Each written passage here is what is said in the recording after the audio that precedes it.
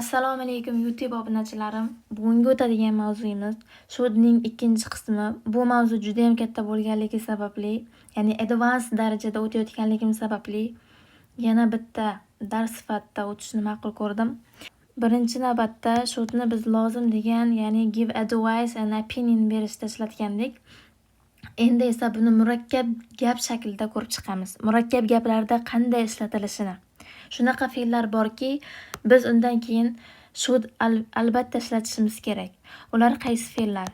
Insist degan fe'l, ya'ni oyoq tirab olmoq degan fe'l. Ikkinchisi esa recommend, tavsiya qilmoq degan fe'l. Suggest, nima deb o'ylaysiz, nima deb tavsiya berasiz degan fe'l bu. Demand, tavsiya qilmoq, bu ham talab qilmoq ma'nolarida. Propose, taklif qilmoq ma'nolarida ishlatiladi. Masalan, u mana shunaqa qilishni tavsiya qildi. Bizda o'zbek tilida to'ldiruvchi ergash gap bor. Bu birinchi qismi ingliz tilida. Masalan, o'zbek tilida oladigan bo'lsak, u uzr so'rashligini oyoq tirab oldi. Uzr so'rasin, bo'lmasa kechirmayman dedi. U uzr so'rashligini bu to'ldiruvchi bo'ladi. Bu butun bir qismi to'ldiruvchi bo'ladi. Oyoq tirab oldi esa bu bosh gap bo'ladi o'zbek tilida ham. Ona tili o'qiganlar yaxshi biladi. Endi esa shuni ingliz tilida qanaqa qilamiz? I insisted, men oyoq tirab oldim. Ya'ni birinchi qism. Endi ligini, so'rashligini degan holatni biz that bilan beramiz. That. Kim? U. Endi mana shundan keyin mana fe'llar bor dedim. Insist, recommend, suggest, demand, propose degan fe'llar bor dedim. Mana shularni bulardan keyin albatta ikkinchi qismda should kelish kerak. Ya'ni mana bu to'ldiruvchi qismda so'rashligini, bunaqa qilishligini, mana shu ligini degan qismda biz shouldni ishlatishimiz kerak ekan. Ya'ni insist, recommend, suggest, demand, propose kabi mana shunaqa holat fe'llar bilan ishlatishimiz kerak ekan. I insisted that she should apologize. Mana. Tushunarli. Agar men shunaqa qilishingni tavsiya beraman desak ham ishlatamiz. Yoki masalan, men tavsiya qilaman. I recommend nimani? Mana nimani degan so'roq kelyapti. Ya'ni to'ldiruvchi gapiga, butun bir to'ldiruvchi nimani degan so'roqga javob bo'ladi. U uzr so'rashligini oyoq tirab oldi. Mana shu nimani degan so'roqqa javob bo'ladi. Ingliz tilida esa birinchi o'sha fe'l keladi, bosh gap keladi. Shuning uchun I recommend, men tavsiya qildim. Nimani? That bilan berasiz. That you should eat more fruit. Ko'p meva yeyishingni men tavsiya qilaman deymiz. Meva sabzavot yeyishingni ko'proq tavsiya qilaman. Fruits and vegetables desak, mana shu holatda mana ligini degan holat mana ikkinchi qismda kelyapti. Mana shu qismda biz mana bu yerda shouldni ishlatishimiz kerak ekan. Butun bir qismda. Tushunarli? Bu yerda ham mana should berildi. Bu yerda aytganimdek insist, recommend, suggest, demand, propose degan fe'llar bilan undan keyin should ishlatilishi kerak degan qoida mana shu. I insisted that he should apologize. Men uni uzr so'rashini oyoq tirab oldim. Doctors recommend that everyone should eat plenty of fruit. Doktorlar maslahat beradiki, juda ham ko'p meva yeyishligini, hamma yeyishligini, ya'ni ligini degan bir ergash gap that bilan kelib subject plus verb bilan ifodalanadi. What do you suggest we should do? nimani maslahat berasan biz qilishimiz kerak? Qarang, men maslahat beraman deb boshlayman. Men maslahat beraman. I suggest that you should do something. Nimadir qilishingni maslahat beraman deb aytdim. Endi shuni sen nima maslahat berasan deb mendan kimdir so'rasa, gapim xuddi shunday tuziladi. What do you suggest deb savol berasiz. What do you suggest? Mana bu yerda z ni ham qo'ysangiz bo'ladi. Agar qo'ymasangiz ham bo'ladi. Men nima qilishligimni I should do. Mana. Ko'ryapsizmi? Birinchi qism mana bu qism so'roq gap holatda keldi. Qolgani o'z-o'zidan keladi. Ya'ni bir xil. Ma'no o'sha yerda yotibdi. Suggest keldi. Ligini ma'nosi keldimi? Mana shunaqa holatda mana foydalanasiz. Men so'roq shaklida aytyapman sizga. Yana shudni yana bitta qismi borki, mana bu fe'llar bilan ishlatdik hozir. Insist kelish kerak ekan, recommend, suggest, propose degan fe'llardan keyin should kelish kerak ekan. Bu birinchi qoidasi hisoblanar ekan. Endi buni ikkinchi qoidasi esa, top qoidasi bu birinchi qismda xuddi fe'l keldi-yu hozir.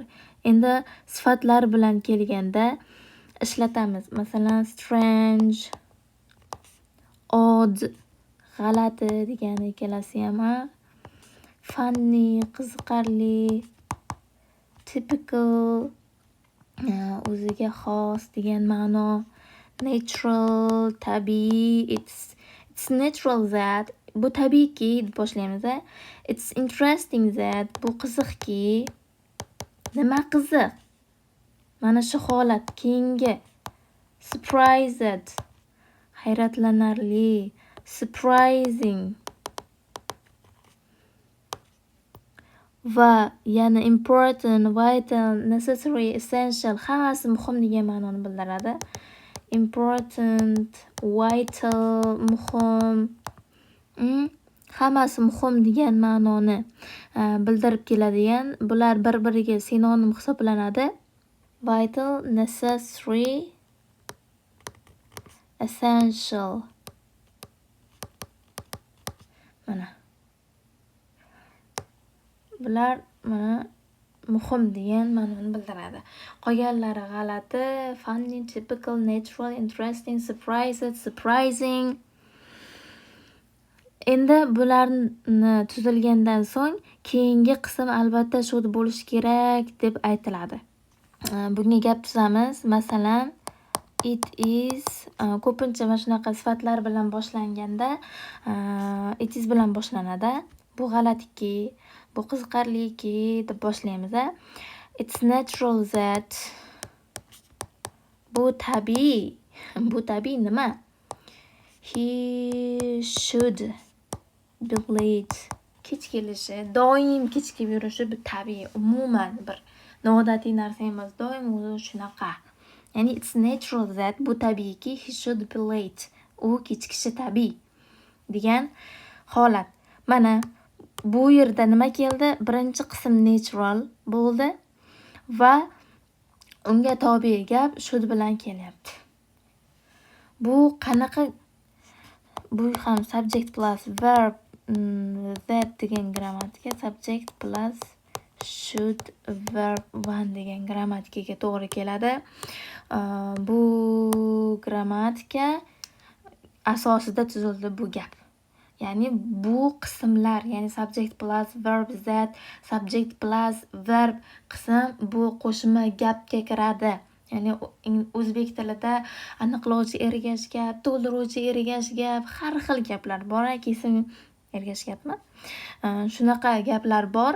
Biz hozir mana bir tepada o'tganimiz to'ldiruvchi ergash gap edi. Uni kechikishi tabiiy.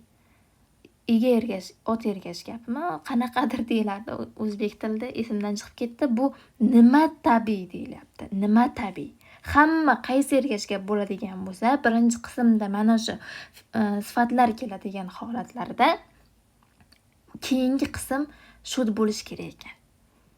Endi tushunarli-a? O'zbek tili bilan sizlarga tushuntirib beryapman. Mana misol ko'rib chiqamiz. It's strange that he should be late. Uni kechikishi g'alati. He is usually on time. U doim vaqtida keladi. U g'alati, nimaga bunaqa bo'lyapti degan ma'noda birinchi qism strange bilan keldi va should be bo'lib kelyapti. I was surprised that he should say such a thing. G'alati, u bunday gapni gapirishi, bunaqa deyishi g'alati deyilyapti. Ya'ni bizga ko'rsatib berayotgan narsa birinchi qism surprised bo'ldi, keyingi qism should say, ya'ni should keldi degan holatda ishlatilyapti. Katta bir uchinchi holati borki, bu suggest bilan ifodalanadigan holati. Suggestni bitta qoida sifatida ko'rib chiqamiz. Suggestdan keyin biz to do, to by qilib foydalana olmaymiz. Ya'ni boshqa gaplarni to by qilsa bo'lar ekan.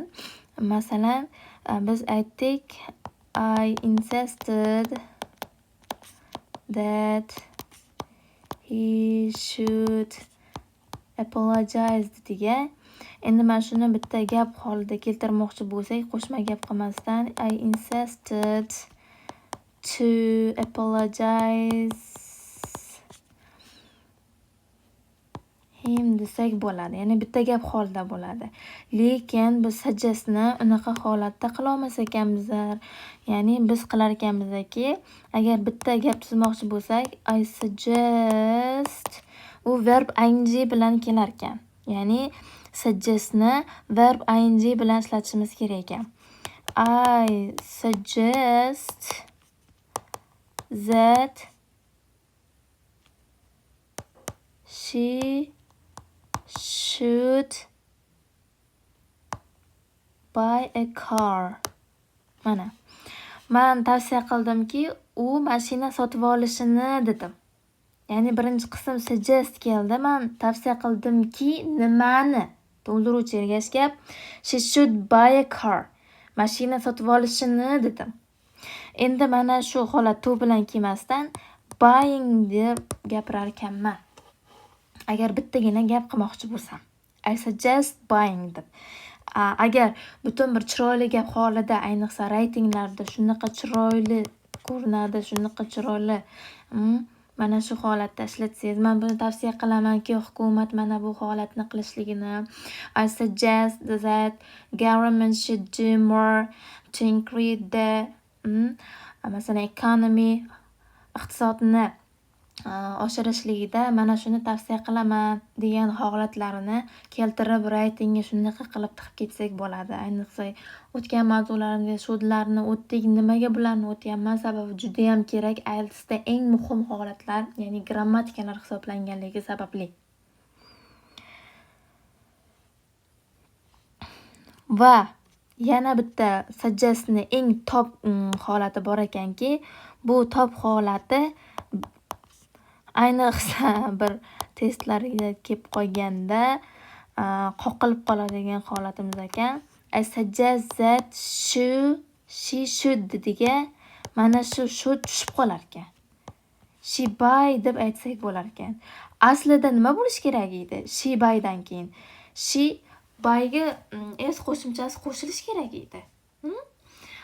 Oddiy hozirgi zamonda. Lekin mana shu ostida should yotganligi sababli, should bor buni tagida borligi sababli he she'ga qo'shilmaydi. Masalan, does, do deydigan bo'lsak, mana shu she does bo'lishi kerak edi. Yo'q, endi u bo'lmaydi. She, buy, go, do bo'ladi. Ko'rdingizmi? Qayerda xato desa, bu xato emas. Bu aslida to'g'ri. Buni tagida should yotibdi deyish kerak.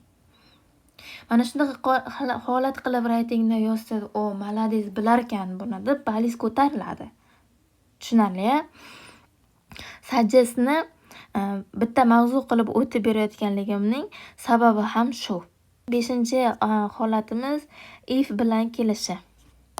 If somebody plus should do holati ekan. Ya'ni agar nimadir bo'lsa degan holatda ishlatiladi. Birinchi qismda ehtimoli ko'proq mana shunaqa bo'lsa, men senga telefon qilaman degan holatlarda if somebody plus should do keladi. Bu should bu inversiyaga uchrab should somebody verb holatda ham keladi. Buni aslo so'roq gap demang. Bu so'roq gap emas. Bu inversiyaga uchragan holat hisoblanadi. Masalan, should the situation change desak. Vaziyat o'zgarsa, men senga telefon qilaman desam va we will contact you. Senga telefon qilaman, vaziyat o'zgarsa degan gap mana shu gap bo'ladi. Buni if the situation should change desa ham bo'ladi. Should the situation change desa ham bo'ladi. Tushunarli bo'ldi. Mana bugungi o'tgan grammatikamiz shu bo'ldiki, should mavzusida. Birinchi qism insist, recommend, suggest, demand, propose kabi fe'llar bilan kelib, keyingi qism albatta should bo'lishi kerak ekan. Va sifatlar bilan ham keladi. Birinchi qism sifatlar bilan kelib, strange, odd, g'alati, o'ziga xos, tabiiy, bla. Mana shu sifatlar bilan keladigan holatda ikkinchi qismi should bo'lishi kerak ekan. Va suggestni men bitta grammatika holida sizga o'tib berdim. Bu suggest birinchi qismda mana suggest keladigan holatda should tushib qolsa ham bo'lar ekan degan holat ekan. Mana lekin ostida should yotibdi degan holatni o'tib berdim. Va suggestdan keyin verb ing keladi agar bittagina oddiy gap holatda qilmoqchi bo'lsangiz. Keyingi holatimiz esa if somebody should do holati. If somebody should do deb birinchi qismda gap tuzamiz va ifni birinchi qismida. Vaziyat yaxshi bo'lsa degan holatda mana birinchi qismda should keldi.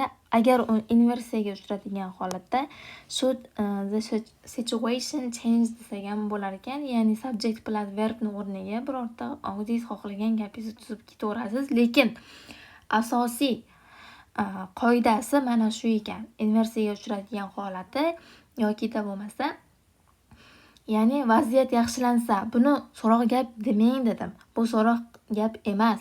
Bu inversiyaga uchradigan holati deb aytdim. Keling misollarni ko'rib chiqamiz. I think it would be good idea to see a specialist, the doctor said to me. Men o'ylaymanki, bu yaxshi fikr bo'lardi. Mutaxassisga ko'rinish deb doktor menga aytdi degan holatda nima deymiz?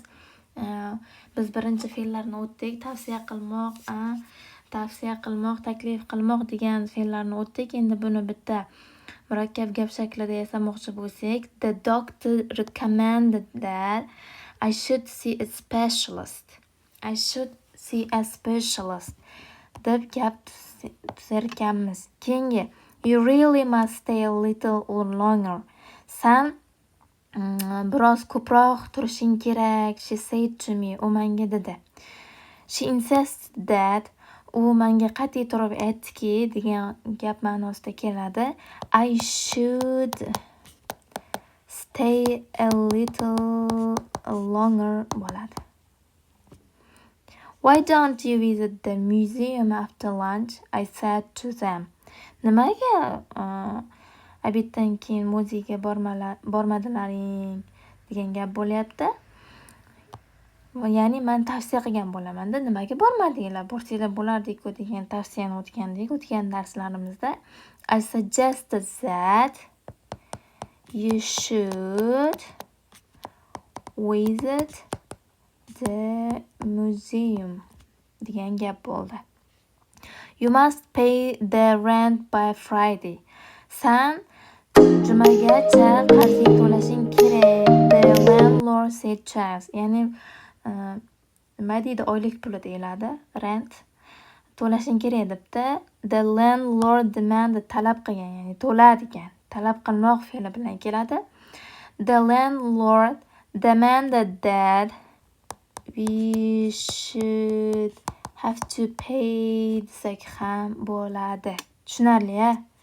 The rent. Why, ya'ni mana bu must ni have to ga alternativga o'zgartirdik. Why don't we go away for a few days, Jack said to me. Nimaga bir necha kundan beri ketmayapsizlar debdi. Jack buni nima qilgan? Tavsiya qilgan. Nimaga sizlar ketmayapsizlar? Jack suggested that we should go away. Keyingi gapimiz, endi to'g'ri noto'g'riligini aniqlashimiz kerak ekan. Tom suggested that I should look for another job. To'g'ri. Tom suggested that I look for another job. Bu ham to'g'ri. Sababi tagida should yotibdi buni. Mana bu yerda should yotibdi. Bu tushib qolgan. Tom suggested that I looked for another job. Taklif qildiki, men boshqa ish ko'rishligimni degan holat bo'lyapti. Men bu looked kelmaydi. Sababi should looked bo'lish kerak edi buni kelish uchun. Shuning uchun looked bo'lmaydi. Look bo'lsa to'g'ri bo'lardi. Tom suggested me to look dedim. Bu ham noto'g'ri. Sababi suggestdan keyin verb ing keladi dedim. Looking kelish kerak. Suggested me looking for another job bo'ladi. Where do you suggest I go for my holiday? Qayerni sen maslahat berasan ta'tilim uchun deyapti. Where do you suggest me to go emas, going bo'ladi. Yana aytaman. Where do you suggest I should go? Mana bu to'g'ri. Keyingisi, it's strange that he should be late. Buni ko'rdik. It's funny that you should. I was going to say the same thing. Bir xil narsani aytmoqchi edim deyapti. That you should ask that. Buni mendan so'raganing qiziqarli. Men o'zi senga shuni o'zi aytmoqchi edim. Bir xil narsani senga aytmoqchi edim degani. It's only natural that. Bu faqatgina tabiiy ota-onalarga nima about their children. Ya'ni ota-onalarni nima bolalari haqida worry, xavotirlanishi tabiiy. Ana. It's not it's typical of Joe. Joe'ga bu o'ziga xos narsa emas ekan. Nima? Without saying goodbye to anybody. Hammaga xayr demasdan uni ketib qolishi. He should leave. I was surprised at that. Man hayratlandimki, ular nima menga maslahat ask me for advice. I'm going to give you all some essential information. Man ba'zi muhim xabar sizga bermoqchiman. Shuning uchun it's important that everybody should listen deyapti. Very carefully. Man sizlarga bir zo'r informatsiya bermoqchimanki, bu juda ham muhim, hamma juda ham ehtiyotkorlik bilan quloqni ding qilib tinglashligi zarur deyilyapti. We have no jobs at present. Hozirda bizda ishimiz yo'q. If the situation should change, we will contact you. Agar vaziyat o'zgarsa, sizga telefon qilaman. Mana bu 3-chi grammatikamiz edi. If bilan berilgan grammatika. I hung the washing out to dry on the balcony. Balkonda qurish uchun ilib qo'ydim deyilyapti. Agar yomg'ir yog'sa, can you bring the washing in place? Ilinganlarni olib kelib bera olasizmi deyapti. Agar yomg'ir yog'sa, should it rain? Can you bring the washing in? Deyilyapti. Agar bu if it should rain desa ham bo'lardi. I think everything will be okay. Men o'ylaymanki hamma narsa yaxshi bo'ladi. Birorta agar muammolaringiz bo'lsa, I'm sure we will be able to solve them. Ularni hal qilamiz. Birinchi qismda if there should be any problems. Agar muammolaringiz bo'lsa, biz hal qilamiz. I don't want anyone to know where I'm going. Qayerga ketayotganligimni kimdir bilishini xohlamayman. Agar biror kim sizdan so'rasa, if anyone should ask, just say that you don't know. Shunchaki bilmayman deb ayting deyapti. Ko'rdik, mana bu qismni, if qismini ko'rdik. Endi eng oxirgi gap, I'm sure we will able to solve them. Biz ularni hal qilamiz. Ya'ni inversiya holatini qilish kerak ekan. Biz allaqachon qilib qo'yamiz. Endi uchinchi gapimizni inversiya holatini qilish kerak ekan. Should there be bo'ladi. Ko'rdingizmi? Mana bu yerdagi should, mana bu oldingi o'tib ketdi inversiyada. Should there be any problems deb aytilyapti. Keyingisi esa should anyone ask desa, ask bo'lish kerak edi odatda, lekin bu yerda should bor. Should-dan keyin s qo'shimchasi kelmaydi-yu. Bu inversiya holati. Mana shunaqa qilib yasaymiz. Just say that you don't know. Bilmayman deb ayting deyapti. Shall I leave now? Hozir ketamizmi? No, I should wait a bit. Yo'q, biroz kutishing lozim deyapti. Bu shouldni asosiy birinchi qoidasi hisoblanadi. Bu lozim degan gap. Ya'ni opinion yoki advice berishda ishlatilishi kerak edi. Shall I throw these things away? Men narsalarni otib yuboraymi? Yo'q. You should keep them. Ularni saqlab qo'y. You need them. Biror kun senga kerak bo'ladi deyapti. Shall I go and see Paul? Paulni ko'rgan boramizmi? Yes. But we should phone him first. Birinchi telefon qilib qo'yaylik deyapti. Is it worth getting this TV repaired? Bu arziydimi bu televizorni tuzatishimizga arzirmidi deyilyapti. Arziydimi tuzatishimiz? No. We should get a new one. Yangisini sotib olganimiz ma'qul degan mavzuda. O'tgan darsimizda bu ma'qul grammatikasini o'tgandik. Mana darsimiz mana shu yergacha edi. Savollaringiz bo'lsa, takliflaringiz bo'lsa, kommentda yozib qoldiring. Telegram, Instagram kanallarimizga obuna bo'lib qo'ying.